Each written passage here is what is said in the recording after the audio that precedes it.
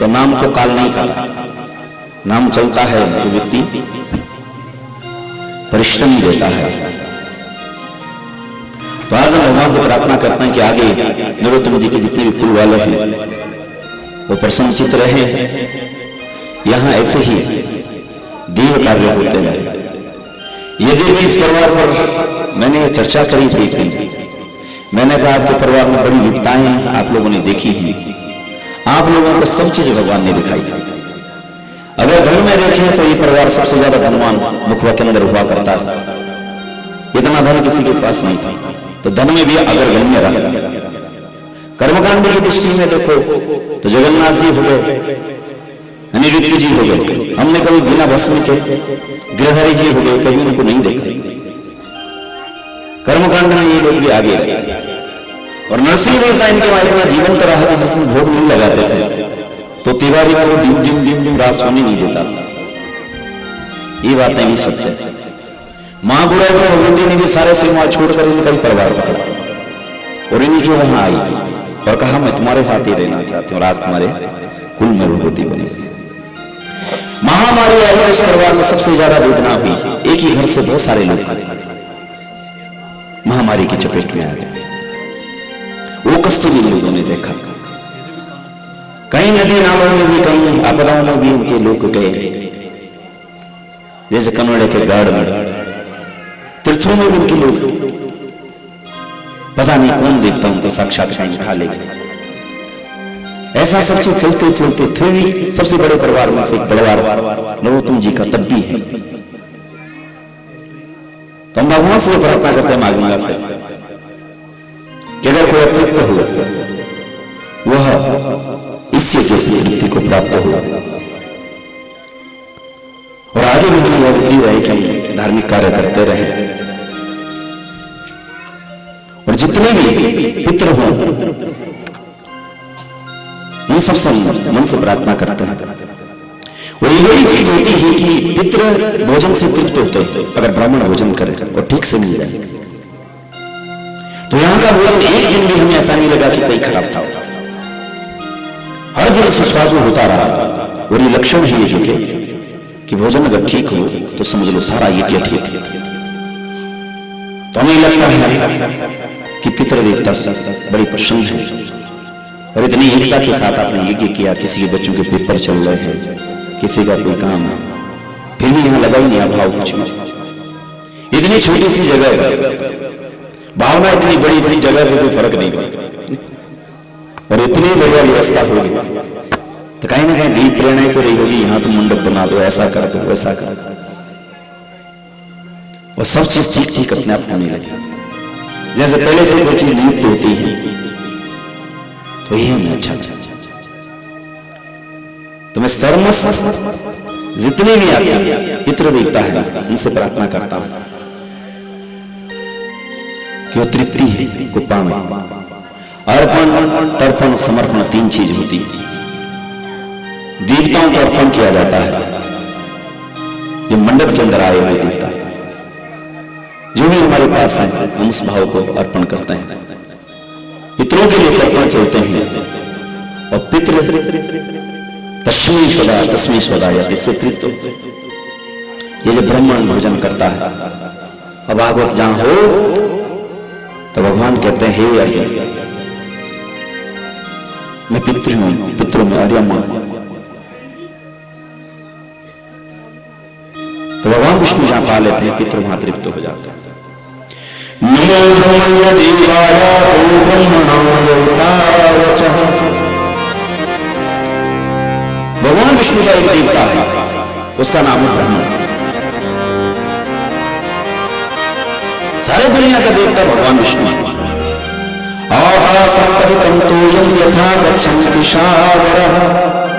आकाश से जैसे कि बूंद बारिश की आती है, नदी नालों तक मिलकर के और समुद्र तक चले जाता है वो जल, ठीक उसी प्रकार से कोई भी हम पूजा करते हैं अंतगत्वा विष्णु को ही प्राप्त होता है।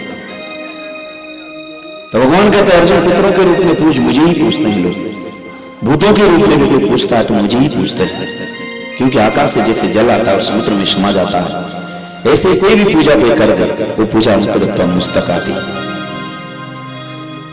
बस इतनी सी बात होती कि जो जल ऊपर होता है वो पवित्र होता है। नहीं, बारिश का जल आकर के कहीं भी पी, लेकिन जब वो गिरता है गंगा में तो गंगा जल बन जाता है। अगर समुद्र में गिरता है बारिश का जल तो समुद्र का जल बन जाता है। कीचड़ में पड़ता है तो कीचड़ हो जाता है, नाली में पड़ता है तो नाली में पड़ जाता है। इसी प्रकार से आत्मा सब शुद्ध है, लेकिन कुलोचित धर्म की वजह से, संस्कारों की वजह से वो परिवर्तित हो जाता है। श्री राम जय राम जय श्री राम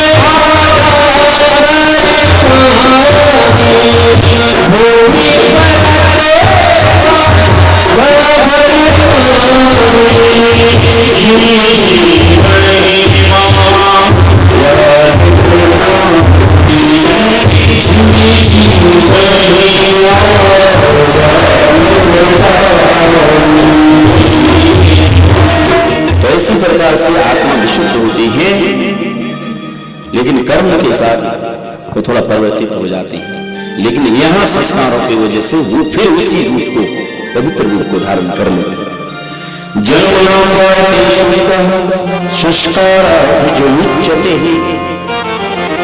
सुदृढ़ होने का अर्थ है अपने को शरीर मान लेना।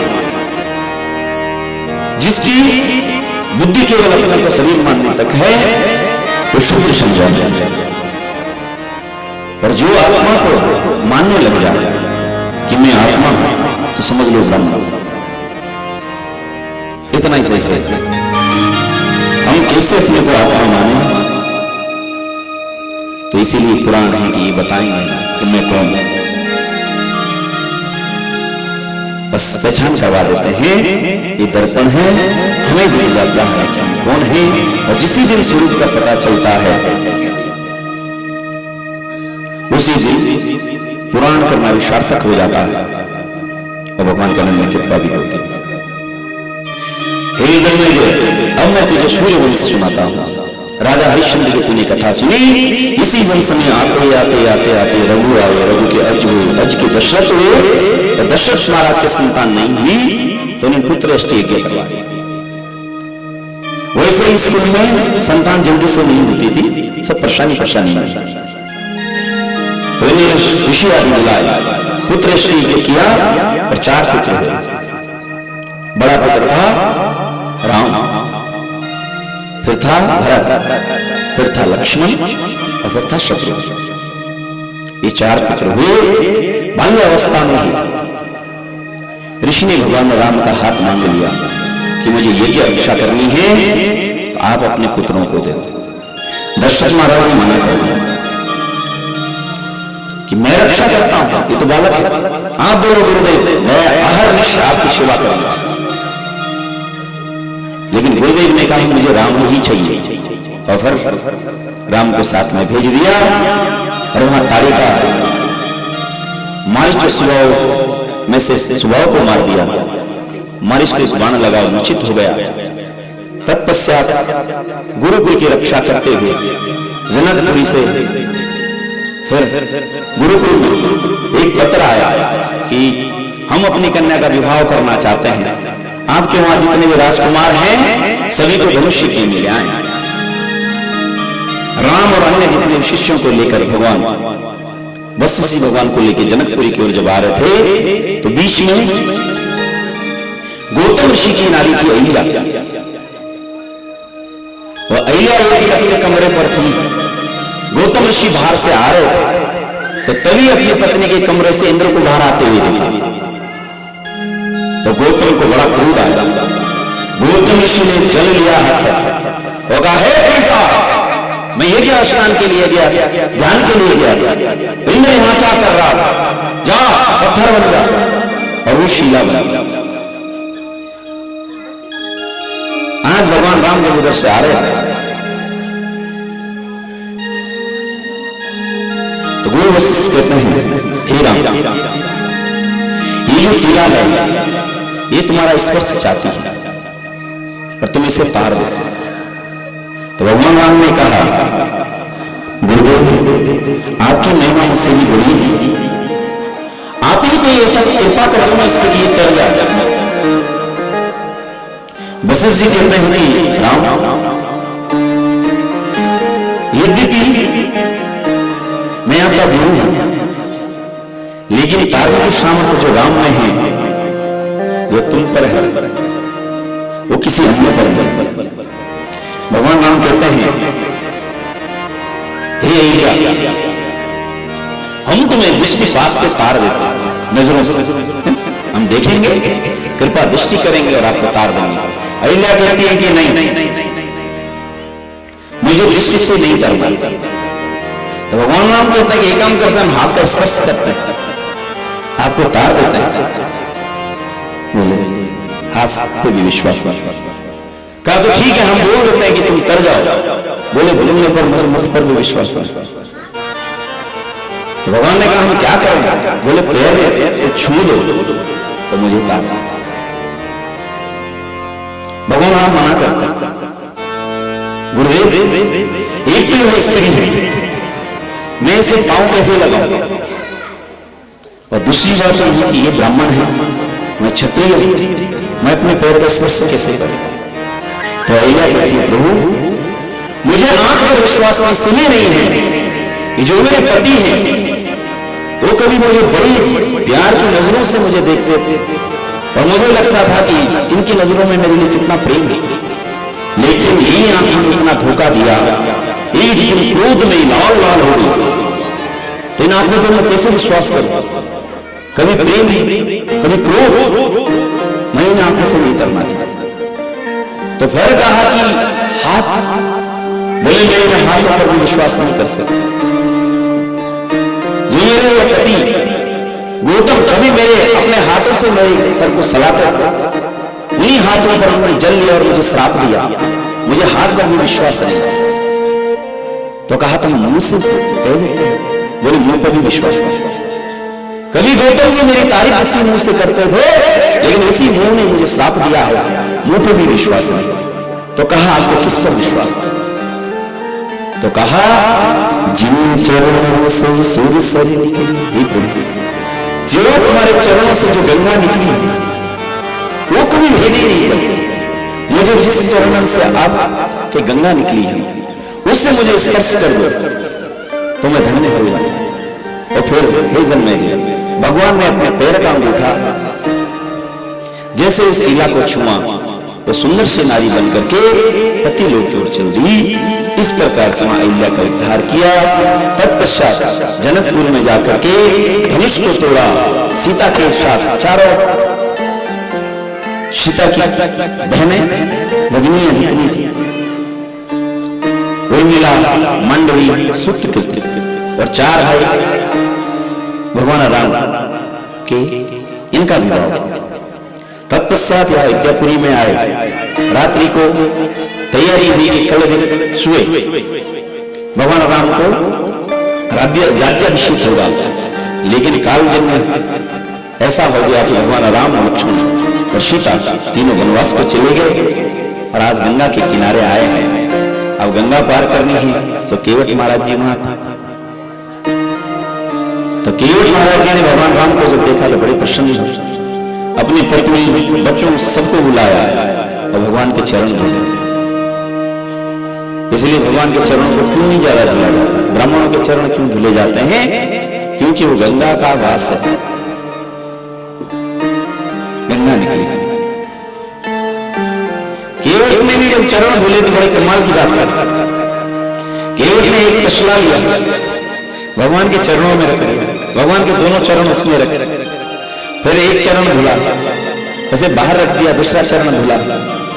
तो जब तक दूसरा चरण धुलते तो पहले वाले में बजरी लग जाती थी, और फिर दूसरा चरण धुलते थे तो दूसरा चरण फिर बाहर निकालते, फिर उसमें भी बजरी लग जाती। तो केवट ने कहा प्रभु एक काम करता हूं, आप पहले एक चरण जो धुल गया इसको ना मेरे हाथ पे रखो। तो भगवान ने उठा करके एक पांव इस चरण पे रखा, फिर दूसरा चरण धुला, बोले प्रभु ये चरण में मेरे हाथ पे रख दो। भगवान ने कहा हम तो गिर जाएंगे ऐसे। बोले प्रभु एक काम करो, अपने दोनों हाथ में यहां रख दो। तो भगवान ने दोनों चरण उनके हाथ में रख दिए और दोनों हाथ केवट के सर पर जब रखे, केवट बड़ा प्रसन्न कहा प्रभु आपके चरण मेरे हाथों में, आपके दोनों हाथ मेरे सर पर, इससे बढ़कर क्या आनंद हो सकता है जी। और भगवान को उठाया इनकर क्यों किनारे में। भगवान ने कहा हम पहली बार ये समझ में आया है, हम सोचते हैं कि हम ही भक्तों को बचाते हैं गिरने से, लेकिन भक्त भी नहीं भगवान को गिरने से बचाता। ये सच्ची बात है, समझ रहे हैं? तो इससे सीखता हूं कौन सा ये वाला कौन? तो ऐसे दिव्य मूर्ति हुई साहब। फिर केवट ने नाव पर चढ़वाया भगवान को। तो भगवान राम ने पहले मां सीता को चढ़ाया, फिर अपने आप चढ़ाया। तो भी शास्त्र कहते हैं कि पहले नाव पे तो बढ़िया, अगर बाइक में पहले बैठा दी पत्नी तो अब कल ही बैठना पड़ता था, बोलना पड़ता था। और हम बोले नहीं, उसमें लिखा हुआ पहले पत्नी को बैठा, तब स्कूटी पे बैठा दो पहले, फिर बाद में तो चलो तो सरल भी है। और भाई का मामला हुआ था तो कल में कुछ नियम जो है ना चेंज हो जाते हैं, बदल जाते हैं, बहुत चीजें हमें बदलनी पड़ती। तो भगवान राम ने पहले सीता माता को चढ़ाया, फिर खुद आया, फिर लक्ष्मण जी आया। अजय महाराज आज तो नाव इतनी तेज चल रही थी 100 के स्पीड में। अरे लक्ष्मण ने कहा भैया केवट क्या कर रहे हो, इतना तेज मत चलो, हमारे साथ लेडीज सवारी है, धीरे थोड़ा। केवट बोलता है आज तो सारी दुनिया का केवलहार आज मेरी नाव पर है, आज अगर ये नाव इतनी स्पीड से नहीं चलेगी तो कब चलेगी। और तत्पश्चात जब उन्होंने पाली तरफ नाव पहुंचा दी तो भगवान ने कहा तुमने जो उतराई है केवट वो ले लो। केवट ने कहा प्रभु हम स्टाफ वालों से नहीं लेते। लक्ष्मण को क्रोध आ गया, अरे तुझे बोलने का ढंग नहीं, कहां एक नाव, कहां एक राजा, और तू कहता है स्टाफ कहां से हो गए। केवट ने कहा भैया हम गंगा नदी को पार करवा, हम नाविक, लेकिन एक भव सागर को पार करवाने वाले हैं, काम तो एक ही है ना दोनों का, तो स्टाफ में एक ही। भगवान राम मुस्कुराने लगे। केवट कहता है प्रभु आज हमने आपको गंगा नदी पार करवाई है, लेकिन समय आने पर इस भव सागर को तुम पार करवा देना। इसीलिए कहते हैं भव सागर से पार कटे अंतिम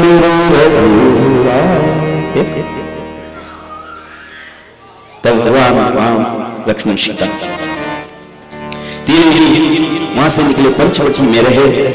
पंचवटी में एक सुंदर सी स्त्री आती है और भगवान राम के पास जाती है। वो कहती है कि मैंने बहुत सारे पुरुष दुनिया में देखे, लेकिन तुम जैसा पुरुष दिखा नहीं।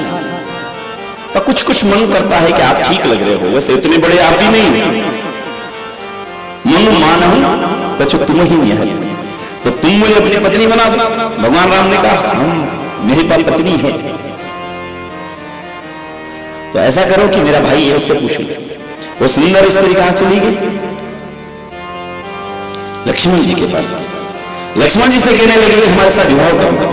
लक्ष्मण जी कहते हैं हम सैनिक हैं, राजा चाहे तो 2 विवाह भी कर सकता है, 3 भी कर सकता है, और हम सैनिक हैं, हमारा परिवार तो घर पे है, हम तो ड्यूटी कर रहे हैं। तो फिर वो स्त्री कहां पहुंची, राम भगवान के पास।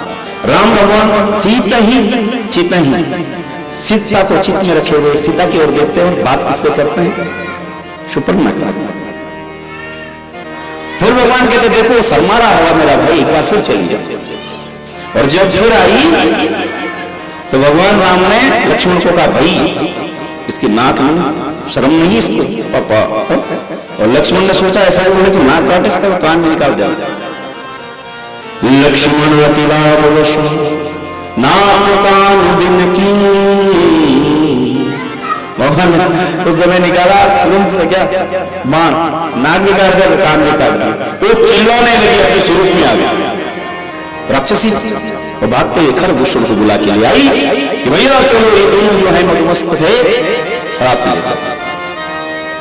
कहा भैया अन्याय हो गया है, और तुम कहते हो इस जंगल के राजा तुम हो। और पंचवटी में आज मैं एक स्त्री से बात कर रही थी, तब तक उसका छोटा भाई आता है और उसने नाक और कान काट दिए, और ये तुम्हारे राज्य में आए। दोनों कहते हैं कि चलो सब सैनिक को लेते हैं।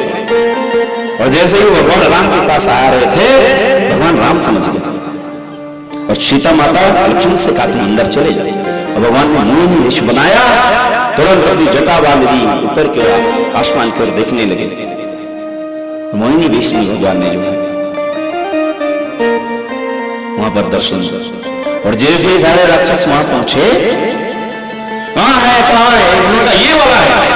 और जब देखा तो देखते ही रहे, इतनी सुंदर मूर्ति भगवान ने।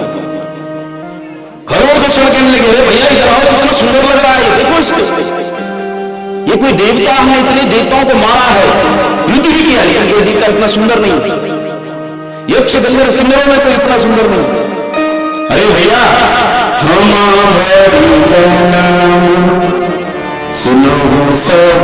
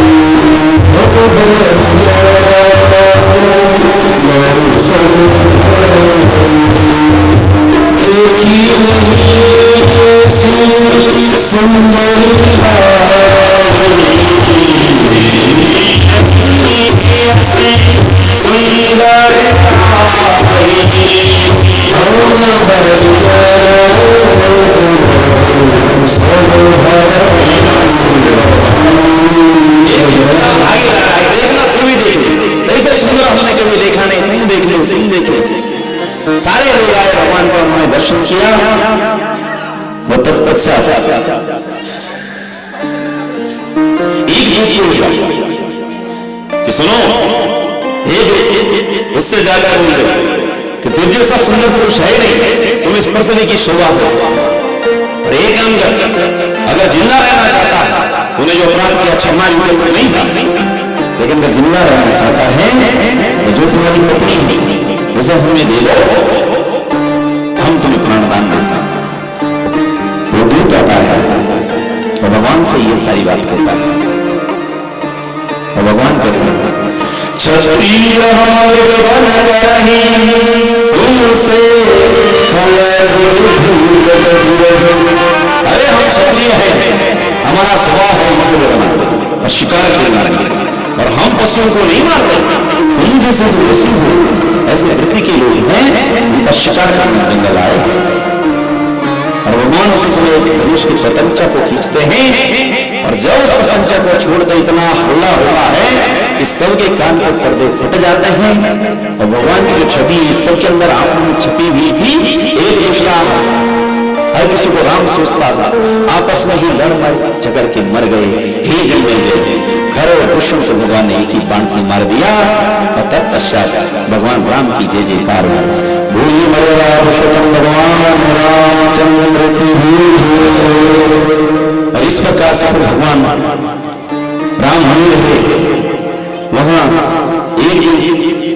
एक मृग आया, तो सोने का मृग जैसा था।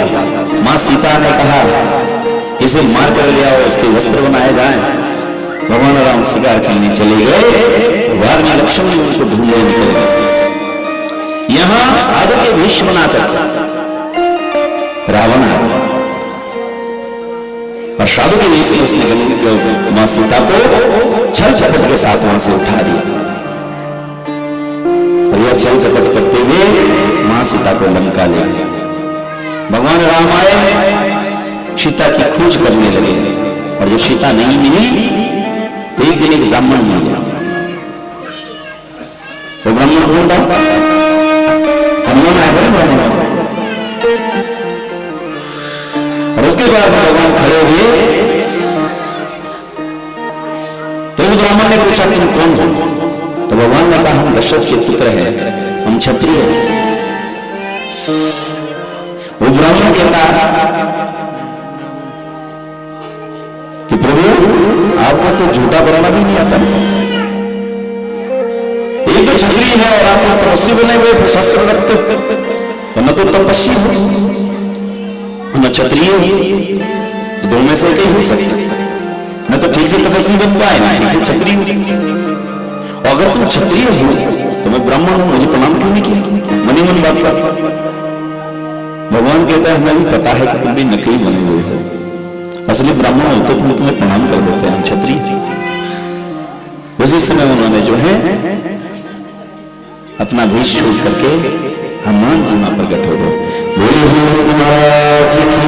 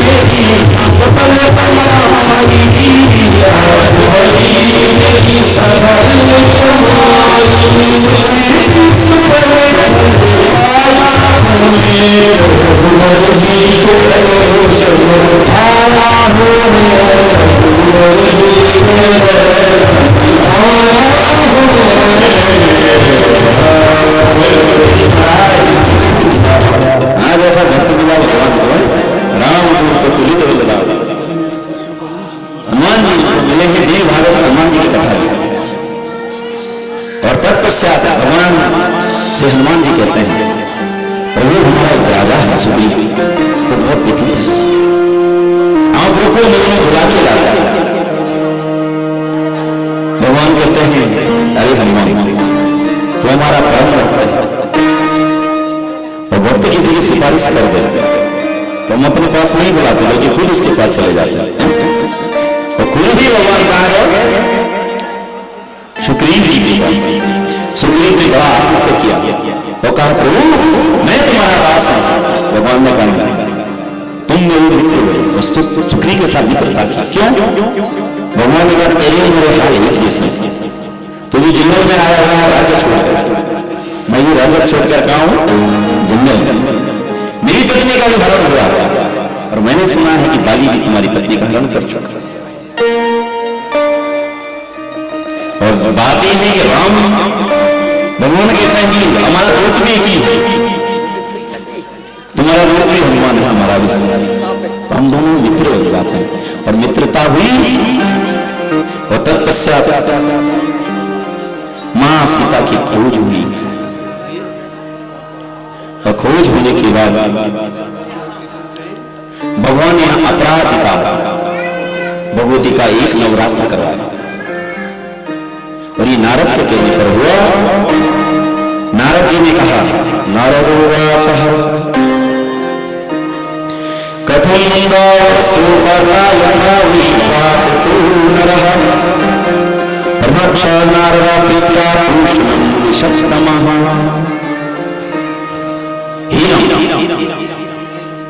मैं समझता हूं तुम्हें कितनी वेदना हो रही है, लेकिन ये पूर्व जन्म का है।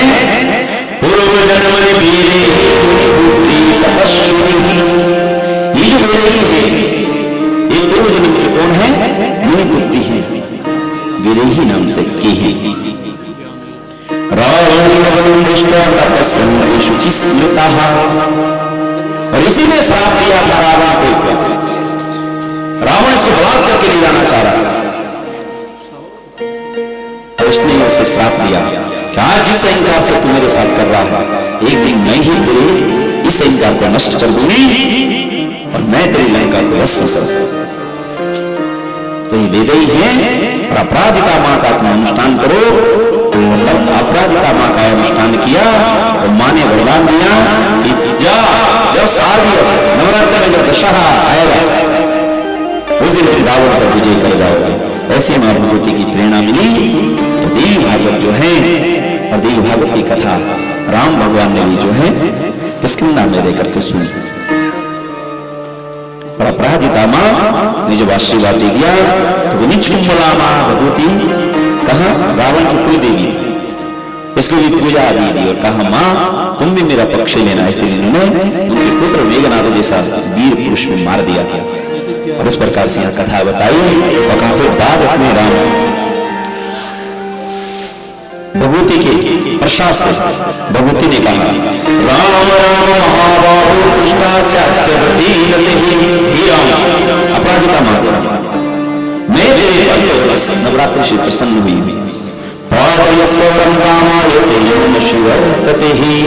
तुम्हें वो सब काम मिलेंगे जो तुम्हारे मन में संकल्प है। तुम रावण को विजय पाओगे और अपने अयोध्या में जाकर राज्य करोगे। 11,000 वर्ष तक तुम वहां का राज्य भोगोगे।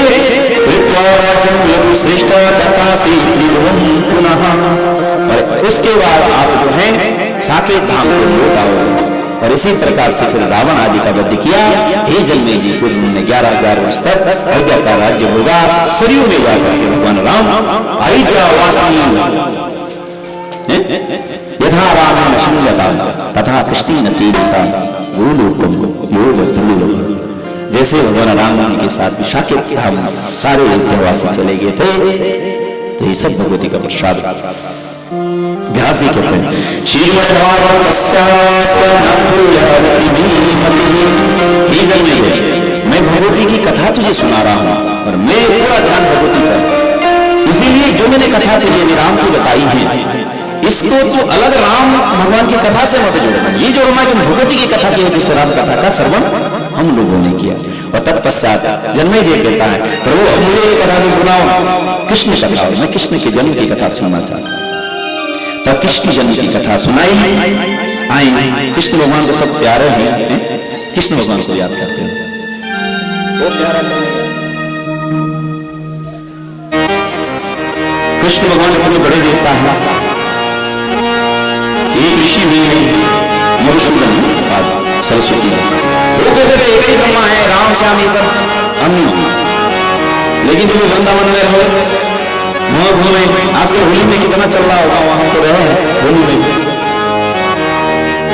तो वहां घूमकर उन्होंने जब भगवान के कण कण में जो छवि देखी उन्होंने प्यारा सा श्लोक लिखा कृष्णा परम किमपि तत्त्वमहम्। मुझे लगता है परमेश्वर को मैं ढूंढता हूं, एक ही वो निराकार है। तो ये अगर साकार में आ जाए तो कृष्ण नहीं हो सकता। तो कृष्ण कथा है आराधना करिए। आए कृष्ण के लिए सब हलाल करता है।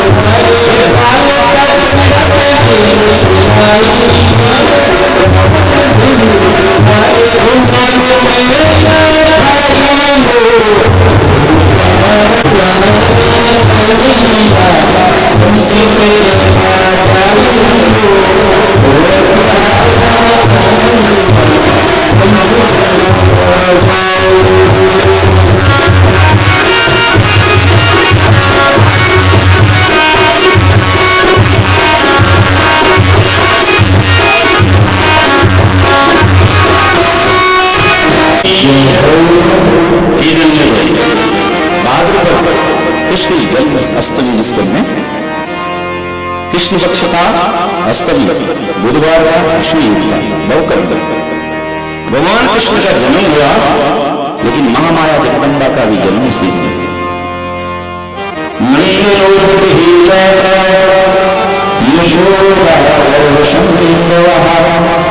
देवी के घर में भगवान कृष्ण अवतार लेते हैं और कृष्ण को संरक्षण लेने के लिए मां भगवती ने कहा कि जब तक बड़ा नहीं होता हम तेरे साथ रहेंगे, तो जो है मृत्यु के वैसे हो जाते। तो कहा जस्सू का मां भगवती का अवतार और कृष्ण को यहां छोड़ दिया और मां जगदम्बा का कारागार में चला और कंस के हाथ में से छूटकर अष्टमी यात्रा बनकर कंस को वह देती हुई विंध्याचल निवासिनी जो पर्वत पर विरासमान भगवती हो गई। विंध्याचल वासिनी मैया भगवती का एक अवतार हुआ, इसलिए 4 रात्रियां हैं जो उसमें जो जन्माष्टमी रात्रि हुई उसमें भगवती का जो हुआ भगवती की 108 रात्रि में से नंद बाबा के वहां भगवान कृष्ण की अन्य लीलाएं चल रही है।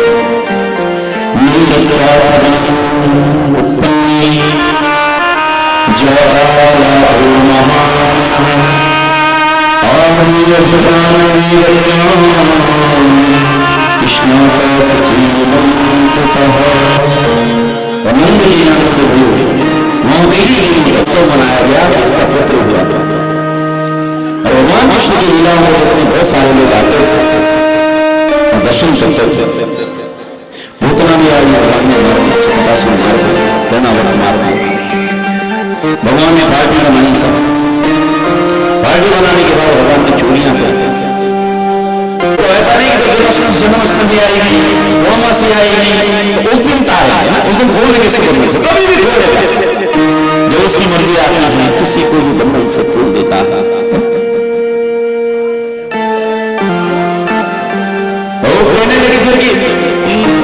एक दिन मैं गाय को तोड़ी तो मैंने कहा रोज तो खोलता इस बछड़े को, और हमने कहा जाना खोल दिया थोड़ा बछड़े को खोलो, तो कह रहे ऐसा करो, वो तो मर्जी का मालिक वो कहता तुम्हारे कहने से खोल देंगे हमारे बछड़ों को जब है कब खोलेंगे।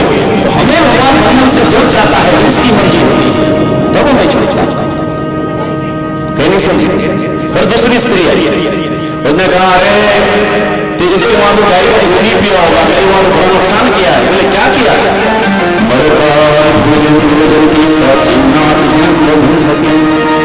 इसलिए हमारे पास इतना माखन रखा हुआ था, पार्टी अंदर आई सारा माखन ले, और इतना ही नहीं पता नहीं किस जन्म की इसकी बलराम के साथ दोस्ती है, और कुछ मुझसे कहा क्या किया?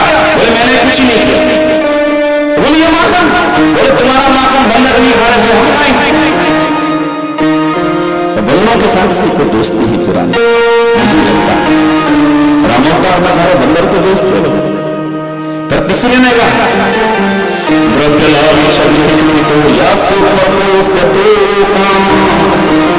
अरे यशोदा ये तो शेष लोग हैं, इनके वहां तो चलो नुकसान हुआ सो हुआ, मैं तो गरीब हूं, मेरे घर में कुछ है ही, मेरी बच्ची अंदर सो रही थी, ये आया मैंने उसकी चुटिया इसने बांध ली तबीयत से, और फिर हमारे कमरों में घुमा जो कुछ मिला नहीं, तो मेरे किचन में आया खाली बर्तन था, तब कहता ये घर है क्या?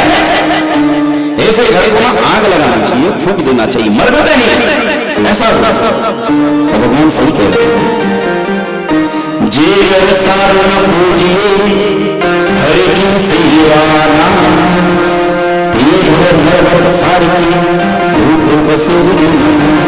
जिस घर में भगवान आ जाए उसको खाने के लिए भोग नहीं चढ़ाते, जिस घर में अतिथि भोजन नहीं करते तो दरबार आओ भी नहीं, बहुत गुस्सा आया, अरे बेकार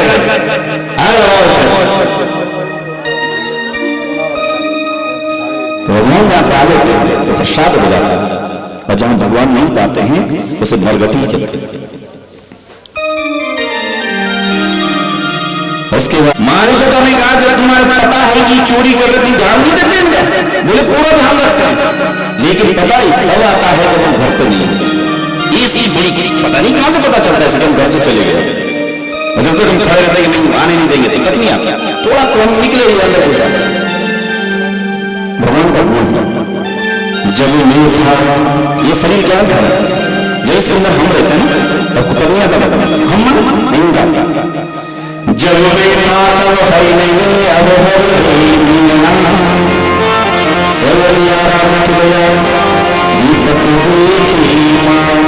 वो सबसे बात है जब अहंकार हो जाता है तो परमात्मा अंदर घुस जाता है, जब अहंकार रहता है तो परमात्मा अंदर नहीं आता है। इस प्रकार से लीला से जब ध्यान किया साहब तो माने माने आवाज मार, अरे काना भावा तेरी शिकायत आ रही है, तो भगवान का मंडल बस मुंडे नीचे करे हुए फिर काना ये लोग क्या कह रहे हैं, क्या तुम्हें ये सब चीज किया? बोले नहीं ये सब लोग झूठ बोल रहे। मां यशोदा कहती है जितने लोग झूठ बोले सच्चा बना हुआ, तो कहती मां यही नहीं क्यों ऐसी है? बोले क्यों? मैंने देखा है नंद बाबा गोरे हैं, तुम तो गोरी है, तो दाऊद मेरा भाई ना वो भी मेरे पीछे पड़ा हुआ रहता, तो मेरे पीछे से कोई नहीं मिलता, दाऊद मुझे पीटता, मुझे लगता है मैं किसी और का पुत्र हूं तो तेरे घर में, और जब मैं तेरे घर में रह रहा हूं तो मेरे साथ शौचालय व्यवहार करती हो, तुम इनकी बात सुन रही। मां जो सुबह को बहुत बुरा लगाओ, कहा मेरे बच्चों को इस दिन से दूर तो मेरा बच्चा मेरे घर में बैठ करके पराया होता था, ऐसे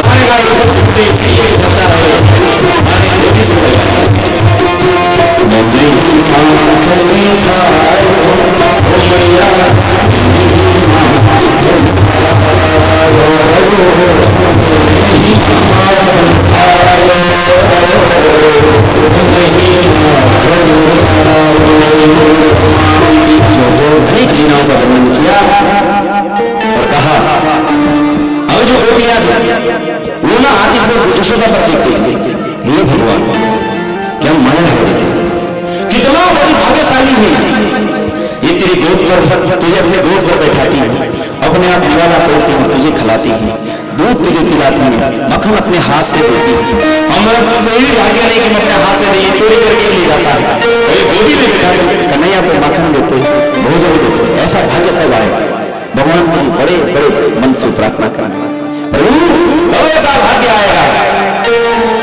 एक दिन कान्हा चल रहे, एक गोदी बैठी हुई है और दूध धो रही, तब तक कन्हैया ने एक मुझे दूध पिला दे,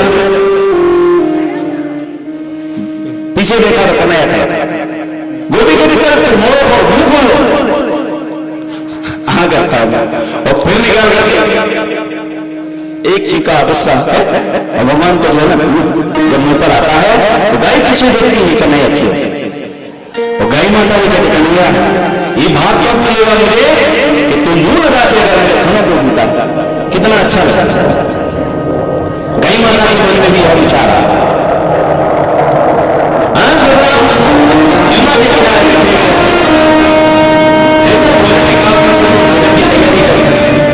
भोजन खाना प्रारंभ होता है, एक गोप खड़ा होता है, कन्हैया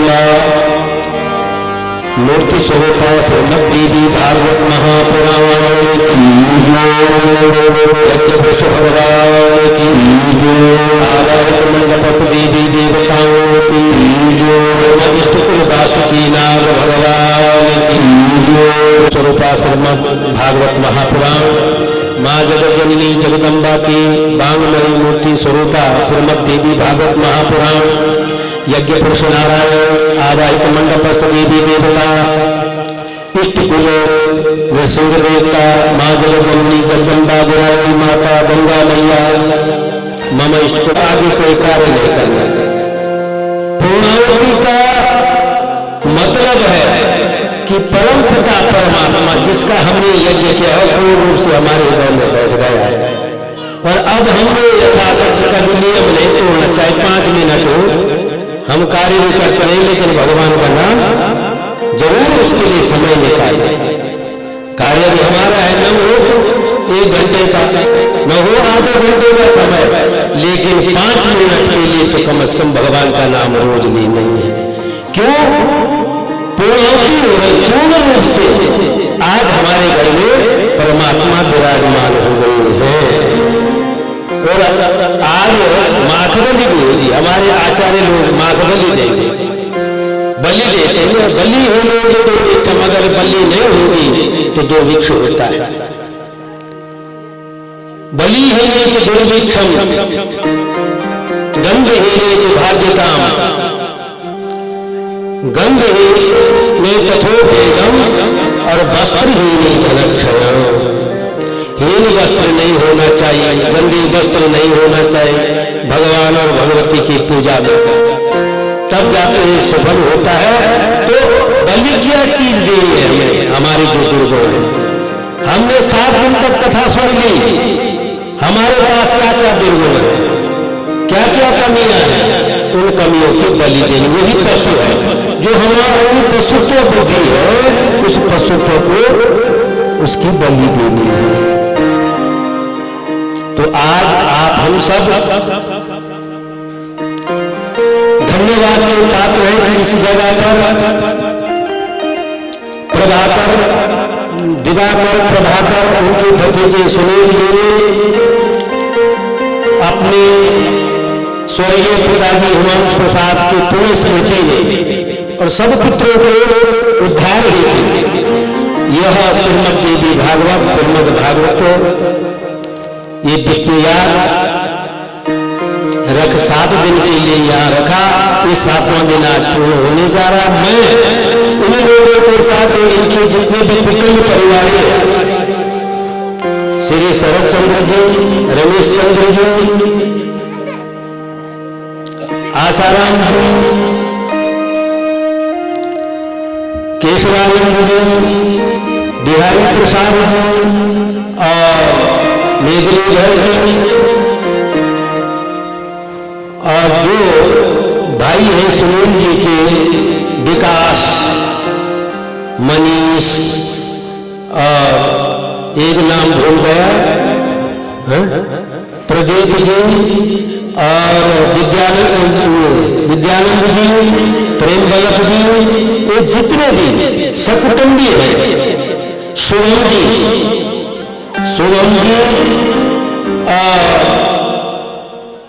मनोहर जी और उनके पुत्र जितने सारे कुटुंबी हैं, तन मन धन से सब परिवार,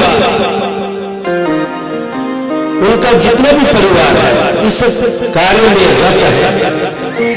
तो बोलते महाराज इसमें ना सबसे ज्यादा जितना कार्य किया जाता है, झाड़ू लगाया जाता है, सफाई की जाती है, उनको ज्यादा पुण्य फल प्राप्त होता है। तो सबने अपने मन से यहाँ पर भांडे बर्तन इतना बढ़िया सेवा हुई कि पता ही नहीं लगा। ये 7 दिन का बताया। और ये सारा गांव हमारा गणेशपुर, जितने आपके रिश्तेदार हैं सब आकर के यहाँ पर ये उत्सव हुआ। ये कथा जब कथा कहकर होती है व्यक्तिगत नहीं होती है। ये नहीं समझना चाहे गांव के लोगों को, क्षेत्र के लोगों को, वो फलाने आदमी की हो रही है। एक आदमी की नहीं होती, एक आदमी तो उच्चारण करता है, लेकिन सारे लोगों को जिम्मेवारी बन जाती है कि हम लोगों का कार्य हो रहा है।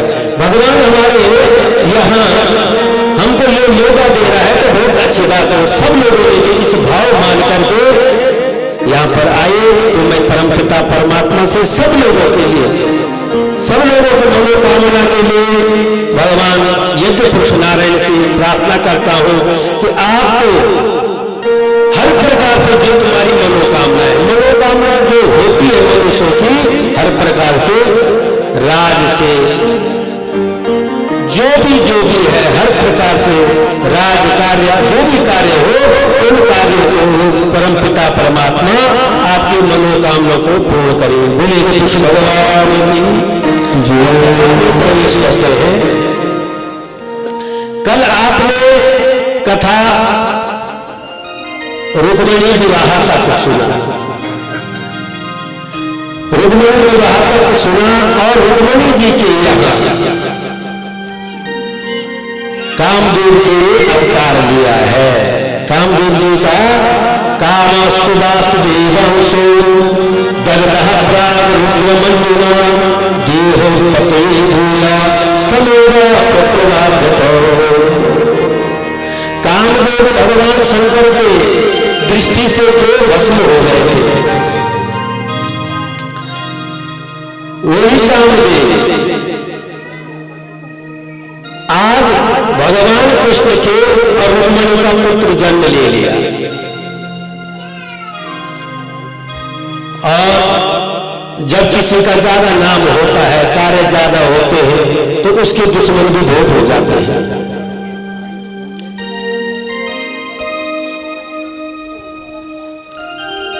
उनके शत्रु भी बहुत बढ़ जाते हैं।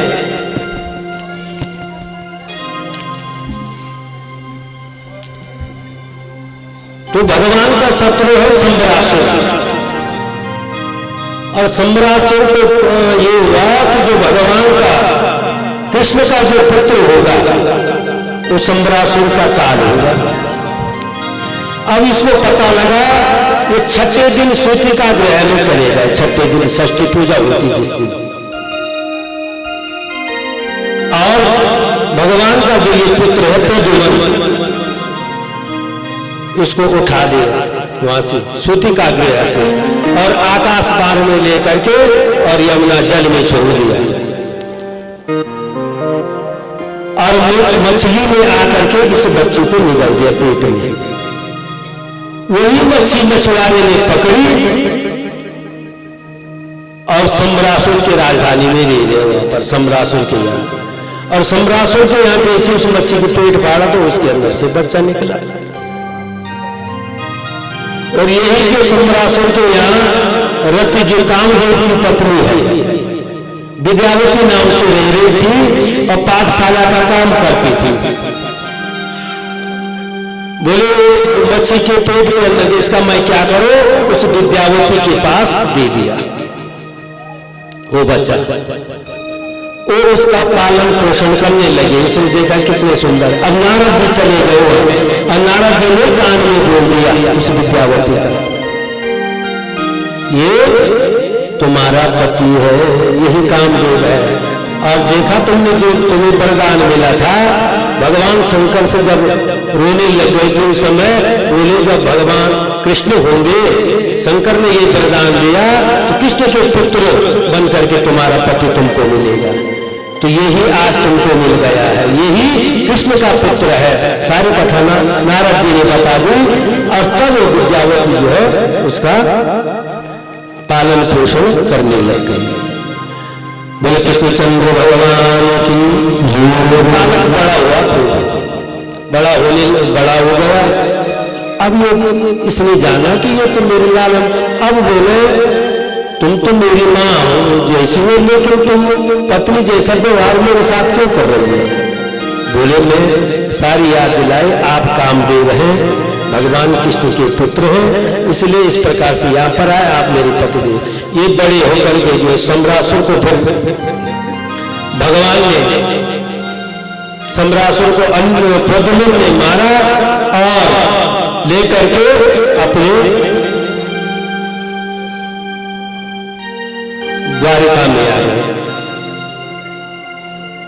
द्वारिका में आए और फिर उस समय के लिए भगवान के 16,108 विवाह हो चुके थे। बोले कृष्णचंद्र भगवान की